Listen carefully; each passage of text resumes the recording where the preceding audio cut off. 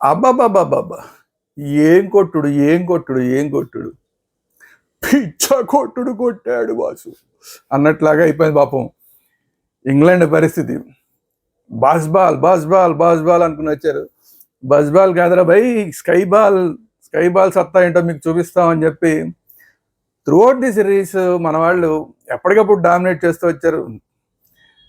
Last T20 5th T20లో అయితే అసలు అభిషేక్ శర్మ విశ్వరూపం మామూలుగా లేదు. సిక్సర్లు ఫోర్లు, రికార్డుల మీద రికార్డులు. ఇండియా తరఫున హైయెస్ట్ స్కోరర్ T20లో. ఒకటేంట్లేండి, చాలా రికార్డులు బ్రేక్ అయిపోయినాయి. ఇన్ని రికార్డులు బ్రేక్ అయిపోయిన ఈ మ్యాచ్లో చిన్న ట్విస్ట్ ఏంటంటే లాస్ట్ మ్యాచ్లో 3 వికెట్లు తీసిన ఇద్దరు బౌలర్లకి టీంలో ప్లేసే లేకుండా పోయింది. సరే, ఆ వివరాలన్నీ ఏంటి అనేది చూసే ముందు, దిస్ ఇస్ త్వరగా శ్రీరామ్, క్రికెట్ అనలిస్ట్. మన ఛానల్స్ వేదాంత ఛానల్ ఇమీడియట్గా సబ్స్క్రైబ్ చేసుకోండి. At the same time bell icon నొక్కండి. బెల్ ఐకాన్ నొక్కితే మీకు ఎప్పటికప్పుడు వీడియోలు అప్లోడ్ అయినప్పుడల్లా మీకు మెసేజ్ వస్తూ ఉంటుంది. వేదాంత ఛానల్లో క్రికెట్ రివ్యూలు మాత్రమే కాకుండా సినిమా రివ్యూలు, పొలిటికల్ రివ్యూలు, అలాగే భక్తి వేదాంత సంబంధమైన అంశాలు, మోటివేషనల్ వీడియోస్, అలాగే ఆరోగ్యానికి సంబంధించిన వీడియోస్ అనేకం వస్తూ ఉంటాయి. సో వేదాంత ఛానల్ని అందరూ సబ్స్క్రైబ్ చేసుకోండి.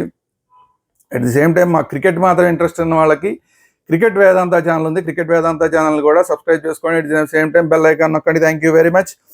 ఇక అసలు వీడియోలోకి వస్తే, అభిషేక్ శర్మ 6 4లతో అభిషేకం చేసేసాడు.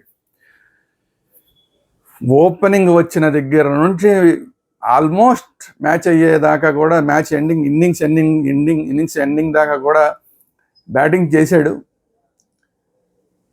హైయెస్ట్ స్కోరర్గా, ఇండియా తరఫున T20లో హైయెస్ట్ స్కోరర్గా నిలిచాడు. జస్ట్ 1-2 బాల్స్ తేడాలో ఇంకొక రికార్డ్ని బ్రేక్ చేసే అవకాశం జస్ట్ మిస్ అయింది. 35 బాల్స్లో గతంలో రోహిత్ శర్మ పేరు మీద ఉన్న T20 సెంచరీ రికార్డ్ ఏదైతే ఉందో దాన్ని బదలగొట్టడంలో మాత్రం చిన్న ఫంబుల్ అయింది. 99 దగ్గర ఉన్నప్పుడు అక్కడ ఒక బాల్ ఏమో వైడ్ వేయడం బౌలరు, ఆ తర్వాత ఒక బాల్ అది కూడా ఆల్మోస్ట్ వైడే, దాన్ని కవర్స్లోకి ఆడడం వల్ల అక్కడ ఫీల్డర్ మంచి ఫీల్డింగ్ చేయడం వల్ల 34 బాల్స్లో సెంచరీ చేయడం అనేది మిస్ అయిపోయింది. సరే, ఆ తర్వాత ఇంకా అది ఎప్పుడైతే మిస్ అయిందో అది అర్థమైపోయింది. అలా చిన్న బాధపడ్డాడు అభిషేక్ శర్మ. ఆ తర్వాత 2-3 బాల్స్ తర్వాత సెంచరీ చేసాడు అనుకోండి, అది వేరే విషయం. సో సూపర్ సెంచరీ, సిక్సర్ల వర్షం, 4ల వర్షం, ఎంత చెప్పినా తక్కువే అభిషేక్ శర్మ సెంచరీ గురించి. రావడం స్టార్టింగ్లో 50 రన్స్ 4.2 ఓవర్స్లోనే 50 చేశాడు. ఈ 4.2 ఓవర్స్లో 50 చేస్తే అందులో మళ్ళీ ఫస్ట్ ఓవర్లో ఒక బాల్ కూడా అభిషేక్ శర్మ ఆడలా. ఫస్ట్ ఓవర్ అంతా కూడా సంజు శాంసన్ ఆడేశాడు. సో 3.2 ఓవర్స్లోనే ఆడినట్టు లెక్క. 3.2 15 బాల్స్లో ఒక 15 బాల్స్లోనే హాఫ్ సెంచరీ చేశాడు. అయితే సంజు శాంసన్ తన తప్పు దిద్దుకునే ప్రయత్నం చేసి మళ్ళీ తప్పు చేసి అవుట్ అయ్యాడు. మొన్న మ్యాచ్లో అంత ముందు మ్యాచ్లో ఆడినప్పుడు కూడా నేను చెప్పాను టెక్నికల్గా అతను ఏ ప్రాబ్లం అని. ఇక్కడ కొడుతున్నాడు, ఇలా సైడ్కి వచ్చి కొడితే కనుక, అంటే బాల్ లైన్లోంచి బయటకు వచ్చి లెఫ్ట్ సైడ్ బయటకు కొడితే కనుక అది 6-4 వెళ్తుంది తప్ప అతని బాడీ మీదకి తీసుకుని కొడితే మాత్రం క్యాచ్లు వెళ్తాయని చెప్పాను నేను. అదే టెక్నికల్ ప్రాబ్లం సరి చేసుకోవాలని చెప్పి ఆ మ్యాచ్ బిఫోర్ కూడా ప్రాక్టీస్ కూడా చేశాడు. దగ్గర నుంచి బౌలింగ్ వేయించుకొని ఈ స్థాయిలో, ఇక్కడికి వచ్చే స్థాయిలో బౌలింగ్ వేయించుకొని షాట్లు కొట్టే ప్రాక్టీస్ చేశాడు. మ్యాచ్లో రావడం ఇన్నింగ్స్ ఫస్ట్ బాలే సేమ్ నేను ఏదైతే చెప్పానో అలాగా బాడీని బాల్ లైన్ నుంచి బయటికి తీసుకొచ్చి 6 కొట్టాడు.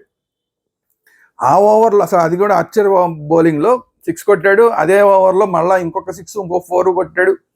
టోటల్ 16 రన్స్ చేశాడు. కానీ మళ్ళీ ఇమీడియట్ నెక్స్ట్ ఓవర్లో ఫస్ట్ బాలే అది వుడ్ బాల్కి మళ్ళీ సేమ్ ఏదైతే నేను తప్పు జరుగుతుందని చెప్పాను మళ్ళీ అదే తప్పు చేశాడు. మళ్ళీ బాడీ మీద తెచ్చుకొని కొట్టే ప్రయత్నం చేశాడు. చక్కగా ఎక్కడ ఫీల్డర్ ఉన్నాడో ఏమాత్రం ఫీల్డర్ ఆర్చర్ అక్కడ కదలకుండా డీప్ మిడ్ వికెట్లు హ్యాపీగా క్యాచ్ పెట్టాడు.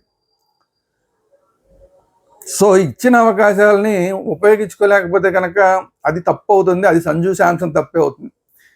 గతంలో కూడా ఎన్నోసార్లు ఇచ్చారు, ఉపయోగించుకోవడంలో ఫెయిల్ అయ్యాడు. దాంతో రావడం పోవడం, టీంలోకి రావడం పోవడం ఇదంతా నడిచింది.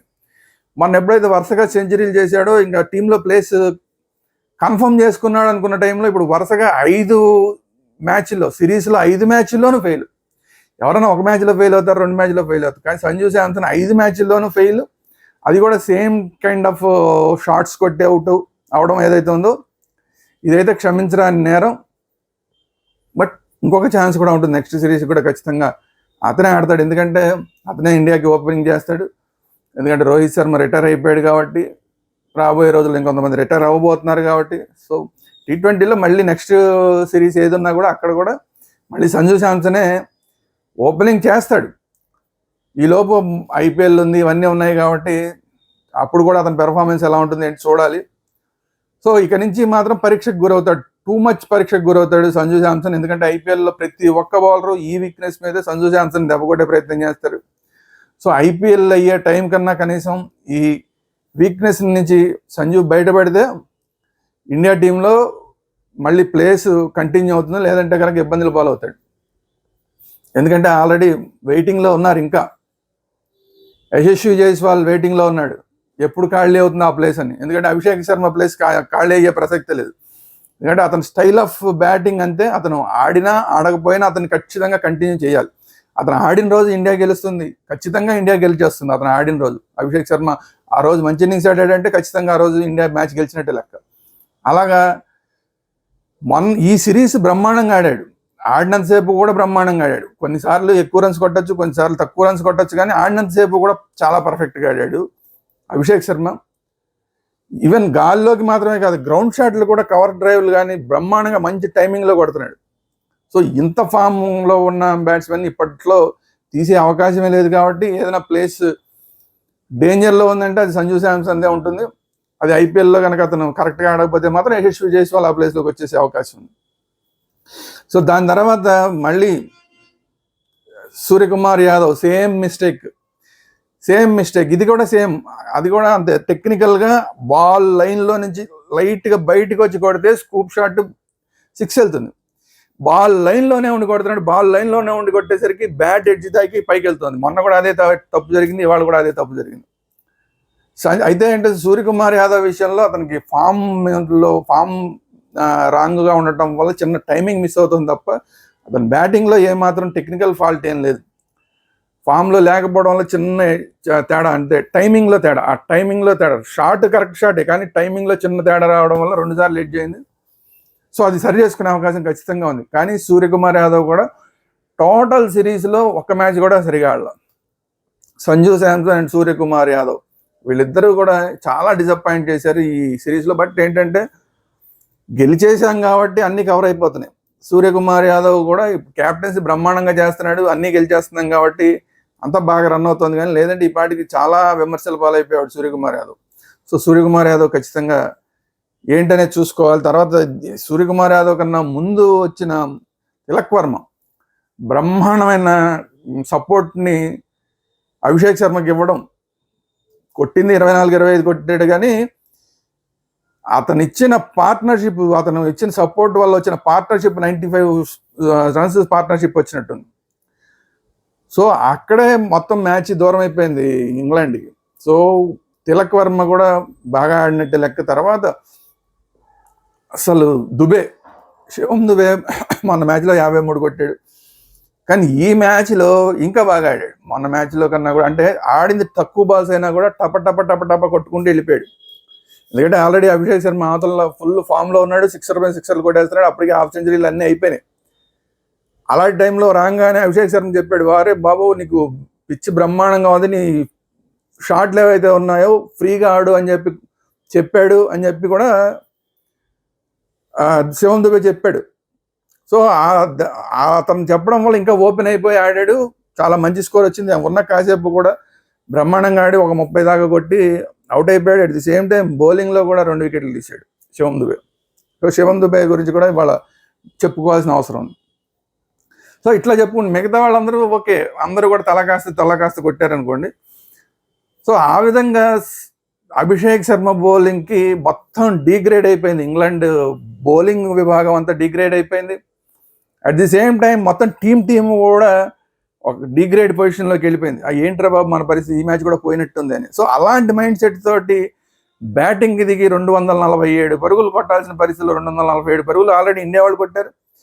248 కొట్టాల్సిన పరిస్థితుల్లో బ్యాటింగ్ దిగి స్టార్టింగ్లో ఫిల్ సాల్ట్ బాగా ఆడాడు. ఫిల్ సాల్ట్ మాత్రం అస్సాల్ట్ ఇన్నింగ్సే ఒక రకంగా. కానీ రెండో పక్క సపోర్ట్ రాకపోవడం వల్ల పెద్ద ఇబ్బంది అయిపోయింది.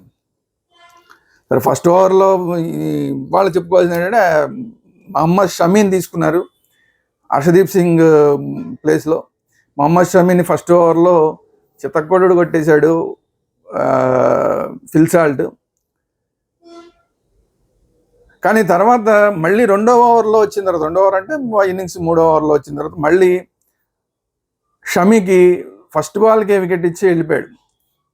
ఇది చాలా ఈజీ క్యాచ్. అంటే అది కొన్ని మిస్క్యూట్ షాట్లు అవుతూ ఉంటాయి. అలా మిస్క్యూట్ షాట్ అయింది, గాలిలో కొడదాం అనుకున్నాడు, అది తిరిగిపోయి స్క్వేర్ లెగ్లో ఉన్న ఫీల్డర్ల దగ్గరికి వెళ్ళిపోయింది, అది క్యాచ్ అవుట్. ఇక అక్కడి నుంచి వరుసపెట్టి వికెట్లు పడుతూనే ఉన్నాయి. ఎవరో బౌలింగ్ వేస్తే వాళ్ళకల్లా వికెట్. బౌలింగ్ వేయినాడిది పాపం అన్నట్లాగా ఒక హార్దిక్ పాండ్యా తప్ప బౌలింగ్ వేయినాడిది పాపం అన్నట్టు అందరికీ వికెట్లు వస్తూనే ఉన్నాయి. అంటే ఒక రకంగా ఇంగ్లాండ్ పరిస్థితి ఎలాగుందంటే ఎట్టి పరిస్థితిలో కొట్టే తీరాలి, ఇంకా అంతకు మించి వేరే ఆప్షన్ లేదు వాళ్ళ దగ్గర. కాసేపు డిఫెన్స్ ఆడదామన్న అవకాశం లేదు, అంత స్కోర్ కనబడుతుంది. ఫిల్ సాల్ట్ ఎప్పుడైతే అయిపోయాడో ఇక అసలు మొత్తం పెద్ద ఎవరెస్ట్ శిఖరంలా కనబడుతుంది కొట్టాల్సిన టార్గెట్. దానివల్ల ప్రతి వాళ్ళు ఊపేయాల్సిన పరిస్థితి. దాంతో తొందరగా అయిపోయారు. మహమ్మద్ షమీ సరే లాస్ట్లో ఒక 2 వికెట్లు తీశాడు, ముందు ఒక డకెట్ వికెట్ తీశాడు, 3 వికెట్లు. అభిషేక్ శర్మ బౌలింగ్ వేస్తే అభిషేక్ శర్మ 135 పరుగులు కొట్టిన తర్వాత మళ్ళీ బౌలింగ్ మధ్యలో ఒక క్యాచ్, బ్రహ్మాండమైన క్యాచ్ పెట్టాడు. బౌలింగ్ వస్తే బౌలింగ్లో 2 వికెట్లు తీశాడు. తర్వాత రవి బిష్ణోయ్ 1 వికెట్, వరుణ్ చక్రవర్తి 2 వికెట్లు, శివం దుబే 2 వికెట్లు. ఇట్లా మొత్తం ఎవరు బౌలింగ్ వేస్తే వాళ్ళకల్లా వికెట్లు వచ్చేసినాయి. మేము బజ్ బాల్ ఆడతాం అని చెప్పి ఆ బజ్ బాల్ ఆడే ప్రయత్నంలో వరుసపెట్టి వికెట్లు సమర్పించుకోవడం సరిపోయింది సిరీస్ అంతా కూడా. కనీసం ఒకసారన్నా బజ్ బాల్ ఆడతారేమో అంటే ఏదో ఒకసారి డకెట్, ఒకసారి ఫిల్ సాల్ట్, ఇందుకు తప్ప ఇదే ముందు ఫస్ట్ 2 T20లోనేమో బట్లర్. ఇంత తప్పితే అసలు సరైన ఇన్నింగ్స్ కనపడలా. టోటల్ ఇంగ్లాండ్ బ్యాటింగ్ రెగ్యులర్గా ఫెయిల్ అవడం అనేది పాపం ఆ టీంకి చాలా ఇబ్బందికరమైన పరిస్థితి వచ్చింది. యాక్చువల్గా చెప్పుకోవాలంటే ఇండియా టీం కూడా పెద్దగా పొడి చేసిందంటే అభిషేక్ శర్మ, తర్వాత తిలక్ వర్మ, మధ్యలో చిన్న ఝలక్ లాగా హార్దిక్ పాండ్యా ఒక 2 ఇన్నింగ్స్. ఇవి తప్ప ముగ్గురు తప్ప 11 మంది ఆడితే ముగ్గురు తప్ప మిగతా వాళ్ళందరూ ఫెయిలే. మన వాళ్ళు కూడా ఓడబొడిచింది ఏం లేదు. బ్యాటింగ్ ఫెయిల్యూర్ అనేది ఖచ్చితంగా ఈ T20 సిరీస్లో క్లియర్ కనబడుతుంది, 2 వైపులా క్లియర్ కనబడింది. యాక్చువల్గా బ్యాటింగ్కే ఎక్కువ అవకాశం ఉంటాయి ఇండియా పిచ్లు. అలాంటి చోట అటువైపు బ్యాటింగ్ ఫెయిల్యూర్, ఇటువైపు బ్యాటింగ్ ఫెయిల్యూర్. అందువల్లనే 5 T20 ఆడితే 4 T20 దాకా కనీసం 200 స్కోర్ చూడలేకపోయాం. ఈ మ్యాచ్లో 200 స్కోర్ 247 దాకా వెళ్ళామరా బాబు అంటే ఆ ప్రెషర్ తోటి వాళ్ళు ఏమో ఏకంగా 100లోపే అవుట్ అయిపోయిన పరిస్థితి. సో ఈజీగా గెలిచేసింది మ్యాచ్ ఇండియా. సిరీస్ని ముందే గెలిచింది, ఇప్పుడు 4-1 తోటి సిరీస్ గెలిచేసి ఈ ఉత్సాహం మన సీనియర్లకి ఇస్తారా వీళ్ళు అనేది చూడాలి. సీనియర్లు పుచ్చుకుంటారా? ఎందుకంటే మళ్ళీ 6వ తారీఖు నుంచి T20 సిరీస్ స్టార్ట్ అవుతుంది, దాని తర్వాత ఛాంపియన్స్ ట్రోఫీ ఉంది. ఇవాళ మహమ్మద్ షమీకి ఒక ప్లస్ పాయింట్ ఏంటంటే 3 వికెట్లు రావడం అనేది. ముందు ఒక మ్యాచ్లో ఆడాడు, వికెట్లు ఏం రాలేదు, ఆ తర్వాత మళ్ళీ కూర్చోబెట్టారు. మళ్ళీ లాస్ట్ మ్యాచ్, ఈ మ్యాచ్లో ఆడించడానికి కారణం ఏంటంటే హర్షదీప్ ప్లేస్లో ఆడించడానికి రాబోయే T20లో మళ్ళీ అతనికి మ్యాచ్ ప్రాక్టీస్ కావాలి. పర్టికులర్గా ఛాంపియన్స్ ట్రోఫీకి మ్యాచ్ ప్రాక్టీస్ అనేది మహమ్మద్ షమీకి అవసరం. సో దానికోసం అని చెప్పి హర్షదీప్ని పక్కన పెట్టి మళ్ళీ ఇవాళ మహమ్మద్ షమీని తీసుకురావడం జరిగింది. సో మహమ్మద్ షమీకి మ్యాచ్ ప్రాక్టీస్ వచ్చింది, 3 వికెట్లు వచ్చినాయి. కాబట్టి మహమ్మద్ షమీ ఇంకా లయలోకి రాలేదు, రిథంలోకి రాలేదు.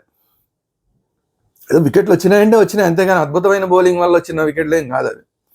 సో ఎనీవే ఒక మ్యాచ్ 2 మ్యాచ్లు ప్రాక్టీస్ వచ్చింది. రేపు మళ్ళీ T20కి ఉత్సాహంతో ఒకటి మహమ్మద్ షమీ కనుక ప్రాక్టీస్ అయితే ఛాంపియన్స్ ట్రోఫీ టైంకి పర్ఫెక్ట్గా తయారవుతాడు, మళ్ళీ పాత షమీని మనం చూడగలుగుతాం అనేది మనం ఆశించవచ్చేమో. దానికోసం ఆ ఒక్క మార్పులు చేశారు. ఇంకా ఒకటి రెండు మార్పులు చేసి ఉండొచ్చు కానీ చేయలేదు. ఎందుకని చేయలేదో మరి తెలియదు. కానీ ఇంకా ఒకళ్ళిద్దరికి అవకాశాలు, హర్షిత్ రాణాకి కూడా అవకాశం ఇచ్చి ఉండవలసింది. హర్షిత్ రాణా దాకా నేను చెప్పాను కదా, 3 వికెట్లు తీస్తే పక్కన పెట్టారు. లాస్ట్ మ్యాచ్లో హర్షిత్ రాణా 3 వికెట్లు తీశాడు. సడన్గా డెబ్యూ చేసి, అది కూడా సబ్స్టిట్యూట్ ప్లేయర్గా డెబ్యూ చేసి, కంకషన్ రూల్ వల్ల డెబ్యూ చేసి 3 వికెట్లు తీశాడు. అయినా సరే పక్కన కూర్చోబెట్టారు. మళ్ళీ అదే ఇంగ్లాండ్లో కూడా మహమూద్ 3 వికెట్లు, మొన్న మ్యాచ్లో లాస్ట్ టైం మ్యాచ్లో 3 వికెట్లు తీశాడు వుడ్ ప్లేస్లో వచ్చి. కానీ వుడ్ ఇప్పుడు ఫిట్గా ఉన్నాడు కాబట్టి మళ్ళీ ఆ 3 వికెట్లు తీసిన మహమూద్ని పక్కన పెట్టేసి మళ్ళీ వుడ్ని ఆడిచ్చారు. సో పాపం 3 వికెట్లు తీసిన వాళ్ళిద్దరికి చిన్న డిసప్పాయింట్మెంట్. ఎనివే హర్షిత్ రాణాకి డెబ్యూలోనే 3 వికెట్లు రావడం అనేది ఖచ్చితంగా అతనికి ఎంకరేజింగ్గానే ఉంటుంది. సో ఆ తర్వాత సూర్యకుమార్ యాదవ్ మళ్ళీ ఒక సిరీస్ విజయాన్ని సంపూర్ణంగా 4-1 తోటి సాధించేశాడు. మళ్ళీ ఒకసారి సక్సెస్ఫుల్ క్యాప్టెన్గా రికార్డుని పదిలంది చేసుకున్నాడు.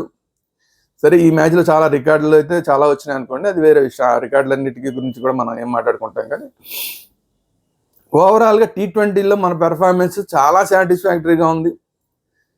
కాకపోతే రేపు రాబోయే వన్డేల్లో ఎలా ఉంటుంది, రోకో పరిస్థితి ఏంటి, రోహిత్ శర్మ అండ్ విరాట్ కోహ్లీ పరిస్థితి ఏంటి, అవి మళ్ళీ రేపు డెలింట్లో మనం చర్చించుకుందాం.